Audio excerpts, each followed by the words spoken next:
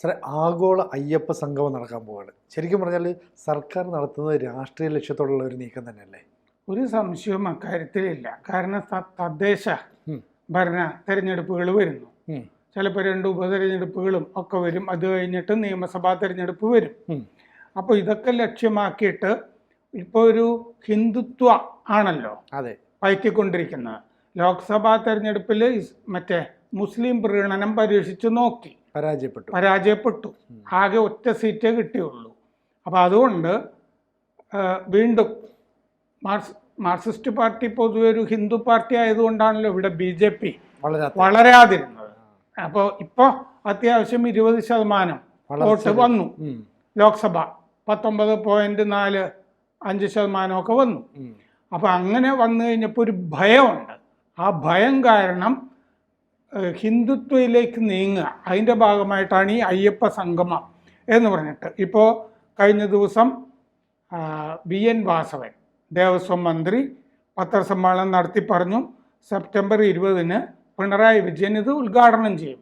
മുഖ്യാതിഥി ആരാ? തമിഴ്നാട് മുഖ്യമന്ത്രി MK സ്റ്റാലിൻ.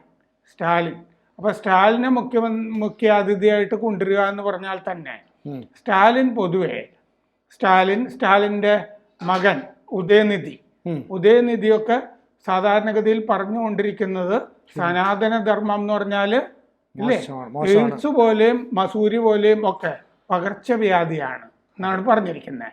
സനാതനധർമ്മത്തിനെതിരെ നിലകൊള്ളുന്ന ഒരു കുടുംബമാണ് ഈ കരുണാനിധി കുടുംബം, സ്റ്റാലിൻ കുടുംബം എന്ന് പറയുന്നത്. അതേസമയം സ്റ്റാലിൻ്റെ ഭാര്യ, ഇവരൊക്കെ ദൈവത്തിനോട് പ്രാർത്ഥിക്കുന്നതുകൊണ്ടാണ് ഈ സ്റ്റാലിനൊക്കെ നിന്നു പോകുന്നത്. അവർ ഗുരുവായൂരിൽ വന്നിട്ട് സ്റ്റാലിൻ്റെ ഭാര്യ ഒരു കിരീടം അവിടെ സമർപ്പിക്കുകയൊക്കെ ചെയ്യുകയൊക്കെ ചെയ്തിരുന്നു, സ്വർണം. അത് ഈ പയ്യൻ ഉദയനിധി ഇത് പകർച്ചവ്യാധിയാണ്, സനാതനധർമ്മം, ഇത് ഉന്മൂലനം ചെയ്യണം, വേറെറുക്കണം എന്ന് പറഞ്ഞതിൻ്റെ പിന്നാലെയാണ് അവർ അല്ലേ ഗുരുവായൂരൊക്കെ വന്നത്. അപ്പോൾ വാസവൻ പറഞ്ഞിട്ടുണ്ട് സ്റ്റാലിൻ വരും, അതുപോലെ തന്നെ തെക്കേ ഇന്ത്യയിലെ മുഖ്യമന്ത്രിമാരും ഒക്കെ വരും.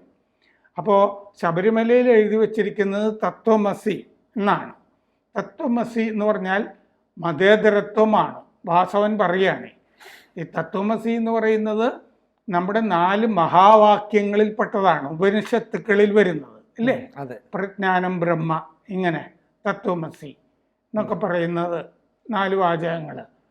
അപ്പോൾ അത് ഉപനിഷത്തുക്കളുടെ ഭാഗമായതുകൊണ്ട് അത് സനാതനധർമ്മത്തിൻ്റെയും ഭാഗമാണ്. അപ്പോൾ സനാതനധർമ്മം എന്ന് പറയുന്നത് മതേതരത്വമായിട്ട് എന്ത് ബന്ധമുള്ളതാണ്? സനാതനധർമ്മം എന്ന് പറയുന്നത് ഇന്ത്യയുടെ അല്ലേ, ഹിന്ദു മതത്തിൻ്റെ കാതൽ ആണ് ഈ സനാതനധർമ്മം എന്ന് പറയുന്നത്. അപ്പോൾ വാസവൻ പറയുന്നത് ഇത് Thiruvithamkoor Devaswom board platinum jubilee വരികയാണ്, അതിൻ്റെ ഭാഗമായിട്ടൊക്കെ നടത്തുന്നതാണ്. ആചാരമര്യാദകൾ പാലിച്ചിട്ടായിരിക്കും ഇത് ചെയ്യുന്നത്, ഒരു വിവേചനവും ഉണ്ടാവില്ല. ആചാരമര്യാദകൾ പാലിക്കുന്നു പറഞ്ഞിട്ടുണ്ട്. PS പ്രശാന്ത് അല്ലേ, കോൺഗ്രസിൽ നിന്ന് മാറിയ പ്രശാന്താണ് ഇപ്പോൾ പ്രസിഡന്റ്. ശബരിമല മാസ്റ്റർ പ്ലാൻ ജനുവരിയിൽ മന്ത്രിസഭ അംഗീകരിച്ചു, അതും ഇതിൽ ചർച്ച ചെയ്യും. ശബരിമല മാസ്റ്റർ പ്ലാൻ എന്ന് പറഞ്ഞിട്ടുണ്ട്. 1033 കോടി രൂപയാണ് ശബരിമല മാസ്റ്റർ പ്ലാനിന് നീക്കിവെക്കുന്നത്. 3 ഘട്ടമായിട്ടാണ് അത് നടപ്പാക്കുന്നത്. അടിസ്ഥാന സൗകര്യം, ക്രൗഡ് മാനേജ്മെൻറ്റ്, ഭക്തരെ നിയന്ത്രിക്കുക, അതുപോലെ പരിസ്ഥിതി, ഇങ്ങനെ 3 ഘട്ടമാണെന്നാണ് പറയുന്നത്. പക്ഷേ ആചാരമര്യാദയും ഒക്കെ ഇരുന്നോട്ടെ, അത് പേടിച്ചിട്ട് അതങ്ങനെയല്ലേ ചെയ്യുള്ളൂ. ബിന്ദു അമ്മണി വരുന്നുണ്ടോ, രഹന ഫാത്തിമ വരുന്നുണ്ടോ എന്നൊന്നും നമുക്കറിയില്ല, പങ്കെടുപ്പിക്കുന്നുണ്ടോ എന്നും അറിയില്ല. അപ്പോൾ തദ്ദേശ ഭരണം വരുന്നു. 2018 വലിയ ശബരിമല പ്രക്ഷോഭം ഹിന്ദു മതവിശ്വാസികൾ നടത്തിയതാണ്. അതിനെ തുടർന്നാണ് 2019 ലോക്സഭാ തെരഞ്ഞെടുപ്പിൽ അത് പ്രതിഫലിച്ചത് അല്ലേ. കോൺഗ്രസിനാണ് ഗുണം കിട്ടിയത്.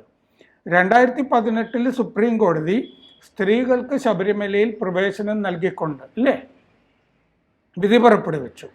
അപ്പോൾ 2 സ്ത്രീകൾ അവിടെ പ്രവേശിക്കാനായിട്ട് ശ്രമിച്ചു ഇല്ലേ, രഹന ഫാത്തിമ, ബിന്ദു അമ്മണി.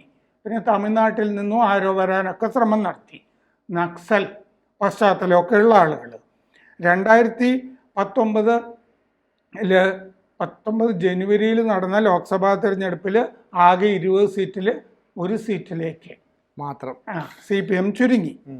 LDFന് 35.29% വോട്ട് മാത്രമാണ് കിട്ടിയത്. കോൺഗ്രസിന് 47.48% കോൺഗ്രസിന് കൂടി. അപ്പോൾ അതാണ് വോട്ട് ചോർച്ചയുണ്ടായി, വലിയ ചോർച്ചയുണ്ടായി.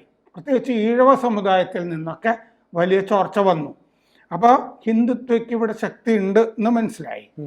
അപ്പോൾ ലോക്സഭ തെരഞ്ഞെടുപ്പിൽ ഒറ്റ സീറ്റ്, അതുപോലെ പിന്നീട് അതിൽ CAA ഒക്കെയാണ് ഉയർത്തിയിരുന്നത് അല്ലേ? CPM. BJPയുടെ വോട്ട് കൂടി. പിന്നെ LDFന് 33.34% ആയിട്ട് ചുരുങ്ങി.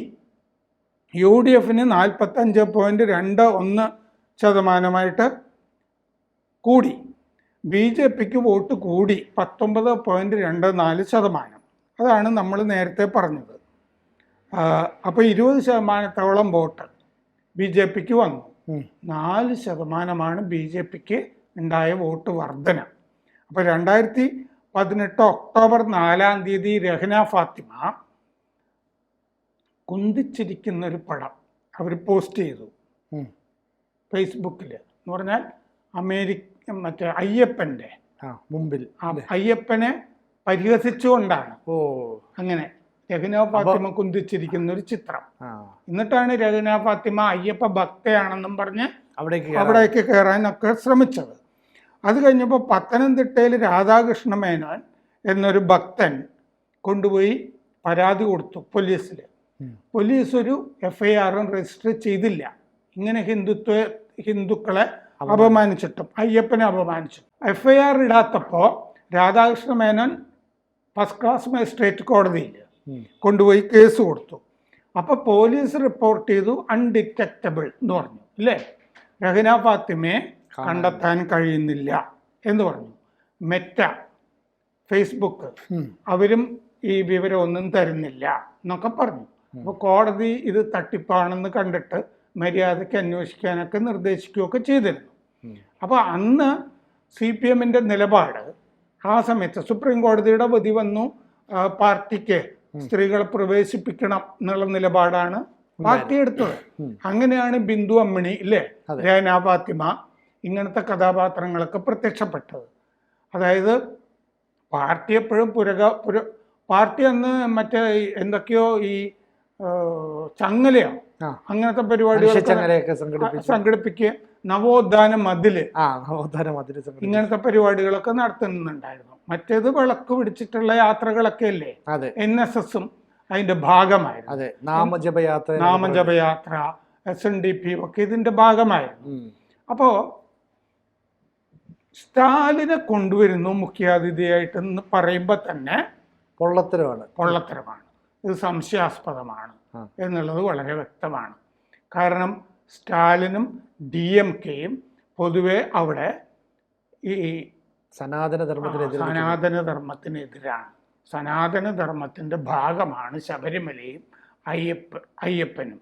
അല്ലാതെ വാസവൻ പറയുന്നത് പോലെ തത്വമസി എന്ന് പറഞ്ഞ മഹാവാക്യം സെക്യുലറിസവുമായി ബന്ധപ്പെട്ടതല്ല. അത് ഉപനിഷത്തിൽ വരുന്നതാണ്. നമ്മുടെ ബൃഹദാരണ്യകം പോലുള്ള അല്ലേ ഉപനിഷത്തുകളിൽ വരുന്ന വാക്യങ്ങളാണ് ഇതെല്ലാം. അപ്പോൾ അതുകൊണ്ട് ഇതൊരു രാഷ്ട്രീയ തട്ടിപ്പ് മാത്രമാണ്. തെരഞ്ഞെടുപ്പുകൾ വരുന്ന കാലാവസ്ഥയിൽ നടത്തുന്ന രാഷ്ട്രീയ തട്ടിപ്പാണ്. അയ്യപ്പനെ കൂട്ടുപിടിച്ചിട്ട്, അതായത് ഇസ്ലാമിനെ കൂട്ടുപിടിച്ചിട്ട് 4 വോട്ട് കിട്ടുമോ എന്ന് നോക്കി തോറ്റു. ഇനി അയ്യപ്പനെ കൂട്ടുപിടിച്ചിട്ട് 4 വോട്ട് കിട്ടുമോ എന്ന് നോക്കുന്ന തട്ടിപ്പ് മാത്രമാണിത്. ശരി, ആഗോള അയ്യപ്പ സംഗമം എന്ന് പറയുമ്പോഴേ അതിനുവേണ്ടി ചിലവാക്കുന്ന പൈസ ഈ ശബരിമലയിലേക്ക് വരുന്ന ഭക്തന്മാരുടെ അടിസ്ഥാന സൗകര്യങ്ങൾ വർദ്ധിപ്പിക്കാൻ വേണ്ടി ചിലവഴിച്ചിരുന്നെങ്കിൽ ഓരോ സീസൺ വരുമ്പോഴും ഇന്ന പരിമിതിയുണ്ട്, പരാധീനതയുണ്ടെന്നൊക്കെ നമുക്ക് പറയേണ്ടി വരില്ലായിരുന്നു. അക്കാര്യത്തിൽ ശ്രദ്ധിക്കാത്ത സർക്കാരാണോ വീണ്ടും ഇത്തരം ഒരു സംഗമം? അതിപ്പോൾ നമുക്കിത് തട്ടിപ്പാണെന്ന് അറിയാനായിട്ട് ഇതിൽ 3000 പ്രതിനിധികളോ മറ്റോ വരാൻ പോകുന്നു എന്നാണ് പറയുന്നത്. അതെ, ഈ പ്രതിനിധികൾ ആരാണെന്നുള്ള ഒരു പട്ടികയും കൂടി പ്രസിദ്ധീകരിച്ചു കഴിഞ്ഞാൽ സുതാര്യമാവില്ലേ? അതെ, ആ പ്രതിനിധികൾ ആരാണെന്ന് അവർ പറയട്ടെ.